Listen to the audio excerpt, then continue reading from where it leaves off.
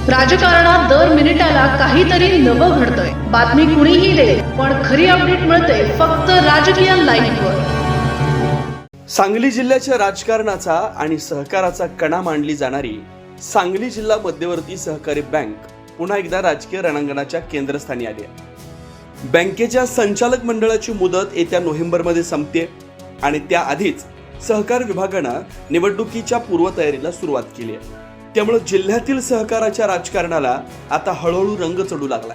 याच पार्श्वभूमीवर राष्ट्रवादी काँग्रेसचे नेते आमदार जयंत पाटील यांनी बँकेच्या वार्षिक सर्वसाधारण सभेतून आगामी निवडणुकीचे जणू रणशिंगच फुंकलाय। बँक टिकवायची असेल, सहकाराची परंपरा जपायची असेल आणि शेतकरी व खातेदारांचा विश्वास अबाधित ठेवायचा असेल तर बँकेत चांगली माणसं आली पाहिजेत असा स्पष्ट संदेश त्यांनी दिला।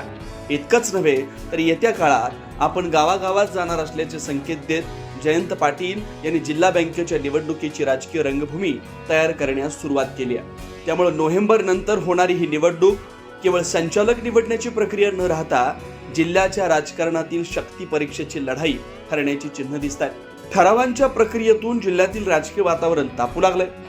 आपल्या गटाचा माणूस ठरावात यावा यासाठी काही ठिकाणी दबाव आणला जात असल्याचे आरोप पुढे येत आहेत। काही ठिकाणी माणसं पळवून नेणं, दहशतीच्या वातावरणात ठराव करून घेणं अशा प्रकारचे आरोप झाल्याचे जयंत पाटील यांनी सभेत नमूद केलं।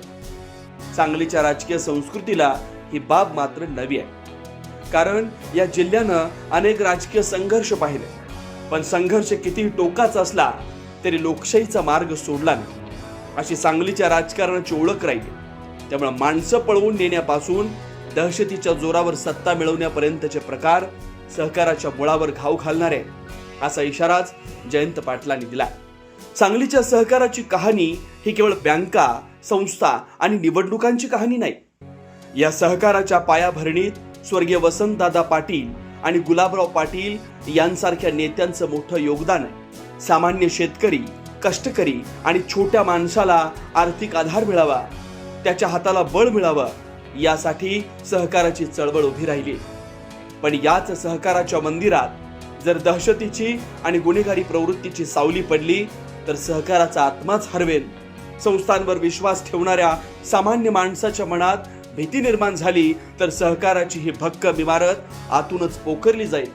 म्हणूनच अशा प्रवृत्ती वेळीच रोखण्याची जबाबदारी सर्वांची आहे असा भावनिक संदेश जयंत पाटील यांनी दिलाय। दुसरीकडे गेल्या काही वर्षातील जिल्हा बँकेच्या कामगिरीचा दाखला देत त्यांनी विद्यमान संचालक मंडळाची पाठराखण केली। अध्यक्ष मानसिंगराव नाईक यांच्या नेतृत्वाखाली बँकेनं चांगली आर्थिक प्रगती केली। राज्यातील प्रमुख 4-5 सहकारी बँकांमध्ये सांगली जिल्हा बँकेचा समावेश होतो असा दावा त्यांनी केला। बँकेच्या शताब्दी वर्षात ठेवींनी तब्बल 10,000 कोटी रुपयांचा टप्पा गाठणं ही साधी गोष्ट नाही। या यशामागं सर्वात मोठी ताकद आहे ती शेतकरी आणि खातेदारांनी दाखवलेल्या विश्वासाची। बँकेच्या कारभारात काही चुकीचं घडलं नसून संचालक मंडळानं विश्वासानं काम केलं असा दावा करत जयंत पाटील यांनी विद्यमान व्यवस्थापनाची बाजूही ठामपणे मांडली। मात्र बँकेचा कारभार सुरळीत असतानाही काही मंडळींनी बँकेवर प्रशासक नियुक्त करण्याचा प्रयत्न केला असा आरोप त्यांनी केला। हा प्रयत्न अयशस्वी ठरल्याची टीका त्यांनी केली। त्यांनी कुणाचं नाव घेतलं नसलं तरी त्यांच्या या वक्तव्याचा राजकीय रोग कुणाकडे आहे याची चर्चा आता जिल्ह्याच्या राजकीय वर्तुळात सुरू झाली आहे। आणि आता या संपूर्ण राजकीय चित्रातील सर्वात महत्त्वाचा मुद्दा म्हणजे आघाडी। जिल्हा बँकेच्या वाटचालीत खासदार विशाल पाटील आणि आमदार विश्वजित कदम यांची चांगली साथ मिळाली असं जयंत पाटील यांनी स्पष्टपणे सांगितलं। त्यामुळे आगामी जिल्हा बँक निवडणुकीत हीच राजकीय साथ पुढेही कायम राहणार का याकडे संपूर्ण जिल्ह्याचं लक्ष लागलं। एका बाजूला जयंत पाटील, खासदार विशाल पाटील आणि आमदार विश्वजित कदम यांची संभाव्य आघाडी, तर दुसऱ्या बाजूला भाजपशी संबंधित राजकीय शक्ती।